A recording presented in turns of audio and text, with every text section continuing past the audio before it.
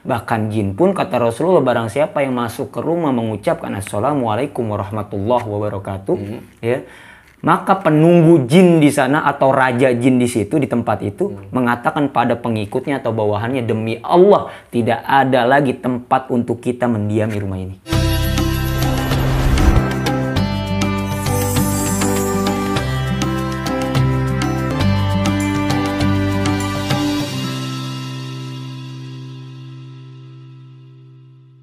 Assalamualaikum warahmatullahi wabarakatuh. Waalaikumsalam. Apa kabarnya pemirsa setia YouTube Masjid Ar-Rahman Karawang Official? Semoga hari ini kita selalu diberikan kemudahan, keberkahan dan kelancaran oleh Allah Subhanahu wa taala. Amin. Amin ya Allah ya rabbal alamin.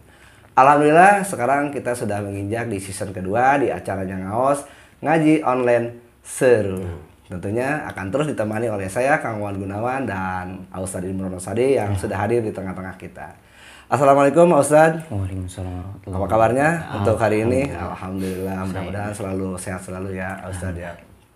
Nah, untuk di kajian kali ini saya akan membahas tentang pendalaman dari surat Al-Baqarah ayat yang ke-30 ya. Tentunya tentang penciptaan khalifah Ustadz. Sebenarnya apa sih pengertian dari khalifah itu yang ada di surat Al-Baqarah? Bismillahirrahmanirrahim. Alhamdulillahirabbil alamin. Allahumma sholli ala sayyidina Muhammad wa ala ali sayyidina Muhammad, amma ba'd. Allah bilang dalam surah Al-Baqarah ayat 30 ya. A'udzubillahi minasyaitonir rajim. Wa idz qala rabbuka lil malaikati inni ja'ilun fil ardi khalifah. Ya, kata Allah di hadapan para malaikat. Allah bilang, sesungguhnya aku ingin menciptakan di bumi ini, di muka bumi, seorang khalifah. Akhirnya para malaikat pun bertanya kepada Allah, ya Allah, apakah nanti mereka ini yang kau sebut sebagai khalifah tidak akan merusak, menumpahkan darah?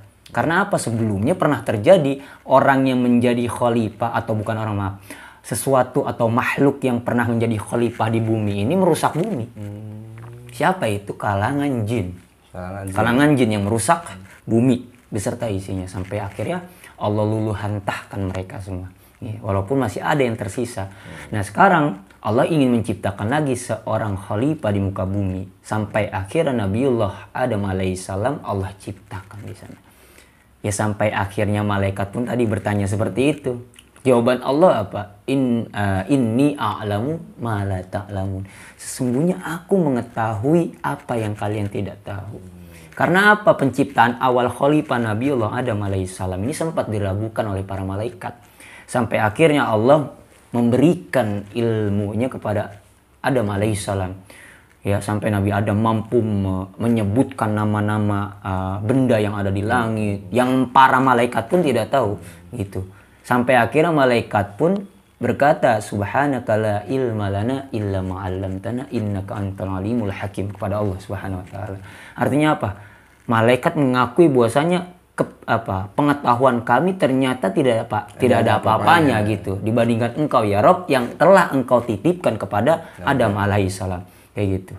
Nah makanya Nabi Adam ini menjadi khalifah pertama atau ciptaan Allah, khususnya manusia pertama yang Allah jadikan khalifah di muka bumi ini ya. Dan seluruh makhluk Allah suruh untuk bersujud di hadapan khalifah kita ini atau Nabiullah Adam alaihissalam. Seluruh makhluk Allah sujud ya. Fasajadu illa iblis, kecuali ada satu makhluk Allah yang Allah laknat dia menjadi namanya iblis, yaitu Azazil al-Haris. Dia ini adalah makhluk Allah dari golongan bangsa jin. Tapi saking berbaktinya, saking taatnya, saking luar biasanya ibadah kepada Allah, dia punya julukan di langit ketujuh namanya Azazil. Jadi ini makhluk mulia sebelumnya. Oh, jadi iblis sebelumnya bernama Azazil al-Haris. Ya, di langit ketujuh. Karena Azazil ini punya sebutan nama. Di langit pertama punya julukan, sampai ke langit ketujuh yang disebut bisa sampai semulia itu. Iblis dari karena dia menolak untuk bersujud di hadapan Adam alaihissalam. Yang harus ditekankan bahwasanya Allah itu memerintahkan makhluknya sujud di hadapan Adam itu bukan untuk mempertuhankan Adam, bukan terus untuk menerus. Nah, karena hanya untuk mengikuti apa yang Allah katakan aja. Perintah lah. Ya, lagian fasajadu itu kalimatnya fi'il madi, ya artinya bentuk pekerjaan yang dilakukan hanya satu kali aja. Begitu mereka sujud, selesai tugas mereka. Tapi di sini Azazil Al-Haris yang Allah laknat menjadi iblis nggak mau. Karena dia bilang apa? Saya lebih mulia dibandingkan Adam yang kau sebut khalifah, ya Allah. Saya tercipta dari nyalahnya api, sedangkan dia tercipta dari tanah. Ya, disinilah takaburnya ya iblis. Makanya Allah laknat dia menjadi iblis. Itu. Ya. Padahal kalau saja iblis mau atau Azazil mau sujud di hadapan Adam alaihissalam, maka selesai tuh. Ya, selesai tuh, nggak ada persoalan. Ya. Maka disinilah titik beratnya. Allah ingin menjadikan khalifah kita sebagai Bani Adam, keturunan Nabiullah Adam alaihissalam sebagai khalifah. Kita harus tahu kita ini di muka bumi ini tugasnya khalifah, artinya apa? Penguasa. Dan ingat, penguasa itu bukan semena-mena, artinya menjaga, melindungi, mengelola apa yang telah Allah rahmati kepada kita, yaitu bumi kita. Gitu. Jadi sebenarnya kita itu ada di muka bumi itu diciptakan sebagai khalifah, kan? Sebagai penguasa. Tapi kan terkadang ya saya mau nanya dulu nih Kak Ustadz, sebenarnya ada nggak sih sebenarnya setan atau jin itu di muka bumi ini sebenarnya ada nggak sih? Nah, jelas ada ya, jin. Tapi antum harus bedakan antara jin dan setan, syaiton ya. Kalau jin ini makhluknya Allah, sedangkan syaiton itu sifat keburukan yang melekat pada diri jin dan manusia. Oh, jadi jin itu jadi setan itu bukan makhluk. Bukan makhluk, tapi sifat. Yang melekat pada diri jin dan manusia. Karena apa? Jin pun ada yang beriman dan juga ada yang kafir. Jin yang beriman bebas dari siksaan Allah.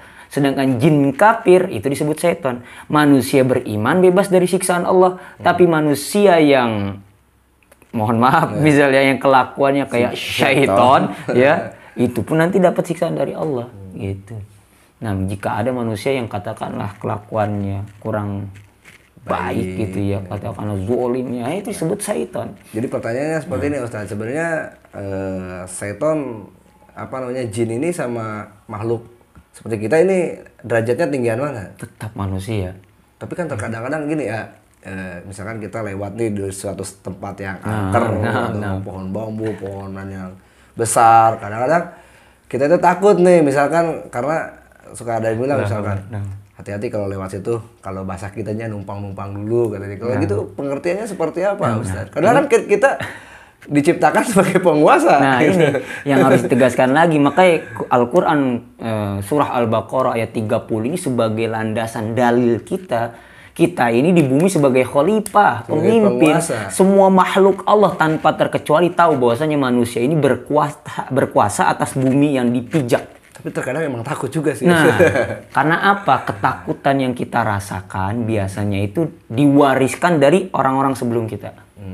Mohon maaf ya, kalau antum punya anak, kan antum tuh biasanya kalau anak keluar malam jangan lewat situ, nanti ada pocong, jangan lewat situ, ada kuntilanak, ada setan. Hal itulah yang membuat paradigma itu. Nah, makanya orang-orang yang sekarang, kalau ada orang yang sekarang takut, coba tanyakan. Pasti di masa lalunya dia sering ditakut-takuti.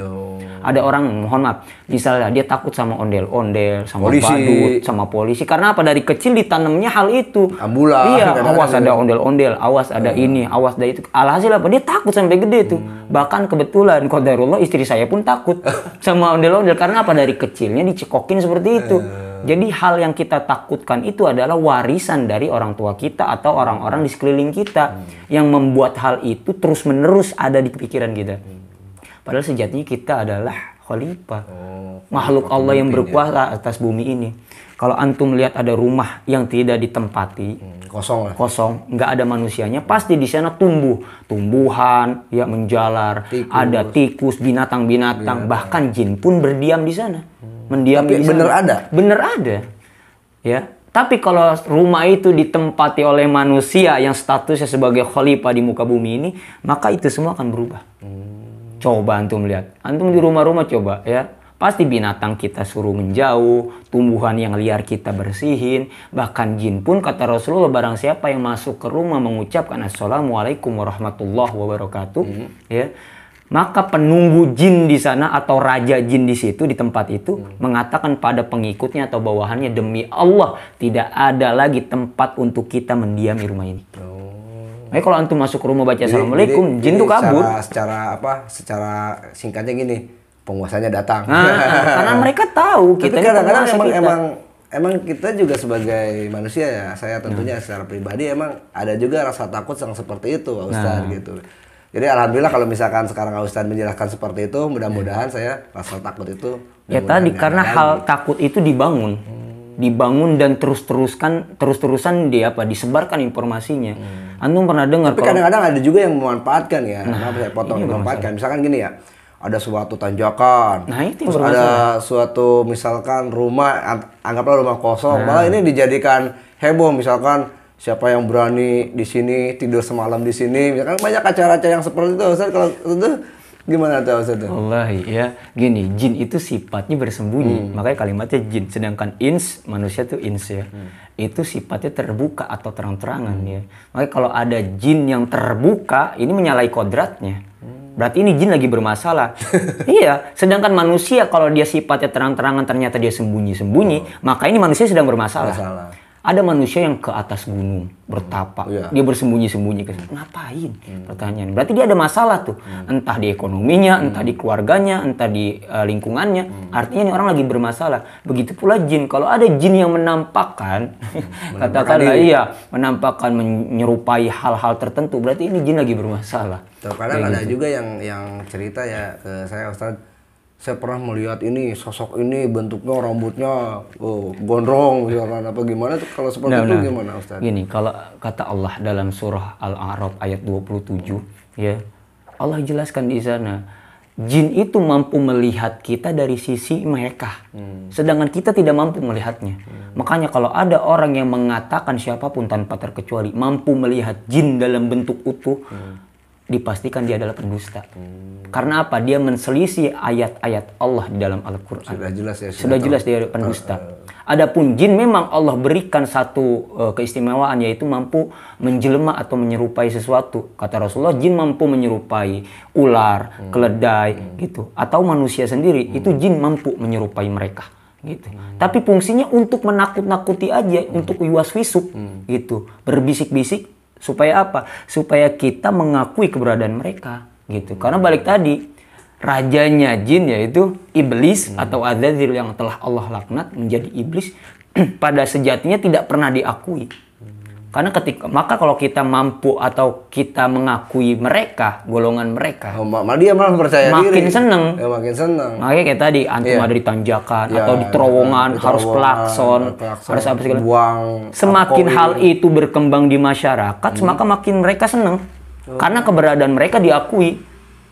Secara nggak langsung mereka bilang gini dah, di bodoh manusia. Dia yang diciptakan sebagai khalifah, tapi mereka menjadikan kita sebagai khalifah. Bahasanya seperti itu.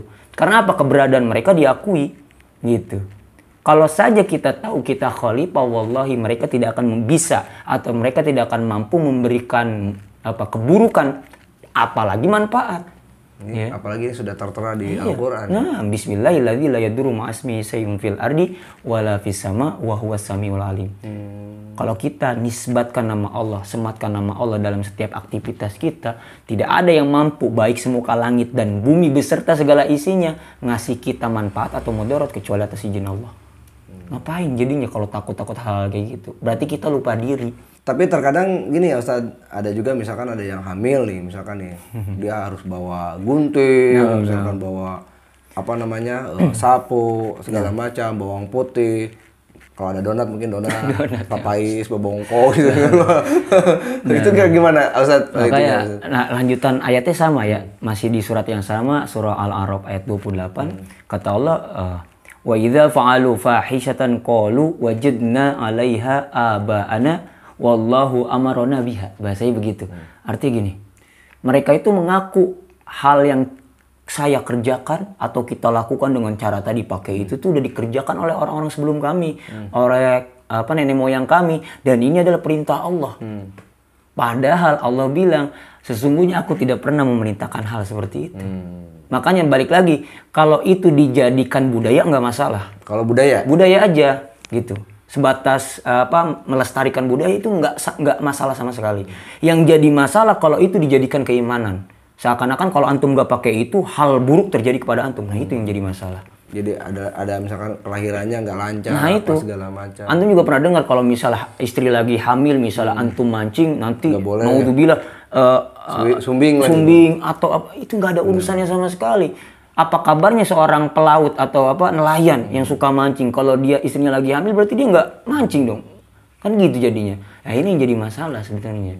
Kalau itu dijadikan kayak tadi pakai pakaian begitu supaya hanya sekedar menghormati budaya leluhur kita, itu nggak masalah. Yang jadi masalah kalau dijadikan keimanan, itu yang jadi masalah. Kalau misalkan ada yang tetap yang seperti itu gitu, misalkan dia percaya bahwa itu adalah keimanan gitu, itu maksudnya musyrik apa gimana? Masuk ke musik, artinya dia tidak percaya atas pertolongan Allah. Naudzubillah min dzalik. Dan itu hal yang kita takutkan. Jadi daripada kita bawa gunting, misalkan ini kan untuk pemirsa setia semua ya. Nah kalau misalkan lagi hamil, sekarang tidak usah bawa gunting lagi, bawa perlengkapan yang lain. Lebih baik kita minta petunjuk, minta keberkahan, ya minimal sholawat gitu. Itu lebih utama dibanding hal-hal seperti itu. Walaupun kalau Anda ingin tetap memakainya tidak masalah, asal tadi di garis bawahi jangan dijadikan itu keyakinan. Alhamdulillah akhirnya kita jadi punya kesimpulan gitu. Baliknya lagi kita nih hakikatnya sebagai khalifah, penguasa tentu harus bijaksana, harus amanah dalam hal yang telah Allah berikan kepada kita, khususnya di muka bumi ini. Makanya banyak larangan tentang perusakan, merusak tanaman aja sampai banyak hadisnya kan gitu. Ya, merusak atau mengambil tanah orang lain. Artinya banyak, semua itu telah diatur ya oleh Allah melalui Rasulnya gitu. Tugas kita apa? Jalani kehidupan kita sebagai khalifah sesuai yang telah Allah dan Rasulnya anjurkan aja gitu. Maaf ya Ustaz, saya tadi tertarik dengan cerita. Jadi sebelumnya manusia di muka bumi ini sebenarnya sebelum manusia ada lagi sebenarnya. Nah ini saya tertarik nih dengan dengan kisah ini, dengan cerita ini. Nah mungkin di kesempatan lain ini bisa dibahas. Sebenarnya bukan manusia yang ada di bumi, ternyata sebelum manusia juga sudah ada di bumi. Gitu. Boleh nanti kita akan bahas mungkin di pertemuan yang akan datang insya Allah. Jadi teman-teman kalau misalkan suka dengan cerita-cerita atau riwayat-riwayat tentang khalifah atau tentang siapa sih sebenarnya yang lebih dulu di muka bumi ini gitu. Bisa karena ada yang beranggapan dinosaurus apa manusia purba. Nanti insya Allah kita akan bahas. Baik, terima kasih Ustadz atas kajiannya di acara Ngaos Ngaji Online Seru. Mudah-mudahan pemirsa setia semua bisa menambah wawasan dan keislamannya tentunya ya. Baik, saya Kang Wan Gunawan dan Ustadz Imron Asadi undur pamit. Wassalamualaikum warahmatullahi wabarakatuh.